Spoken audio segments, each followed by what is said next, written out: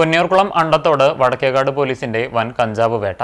Goods വാഹനത്തിലെ രഹസ്യ അറയിൽ കൊണ്ടുപോകുകയായിരുന്ന 67.429 kilo കഞ്ചാവുമായി കോട്ടയം തേലകം സ്വദേശി മംഗലേറ്റ് വീട്ടിൽ 39 വയസ്സുള്ള ലിൻഡോ ജോസഫ് പിടിയിലായി. ഞായറാഴ്ച പുലർച്ചെ അണ്ടത്തോട് കുമാരൻപടി റെഡ് ഹൌസ് പരിസരത്ത് വെച്ചായിരുന്നു സംഭവം. കമ്മീഷണറുടെ നിർദ്ദേശത്തെ തുടർന്നുള്ള തെരഞ്ഞെടുപ്പ് ഡ്യൂട്ടിയുടെ ഭാഗമായി നടത്തിയിരുന്ന പരിശോധനയ്ക്കിടെയാണ് കഞ്ചാവ് പിടികൂടിയത്.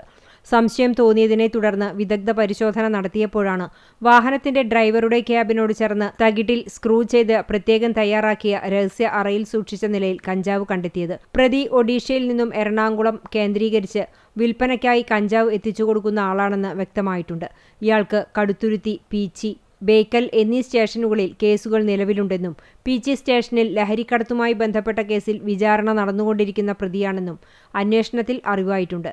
SI മൻസൂറിന്റെ നേതൃത്വത്തിലുള്ള ASIമാരായ ഷിജു, സുരേഷ് കുമാർ, CPOമാരായ റോഷൻ, പ്രദീപ്, റെജിൽ, സന്ദീപ് തുടങ്ങിയവരാണ് സംഘത്തിലുണ്ടായിരുന്നത്.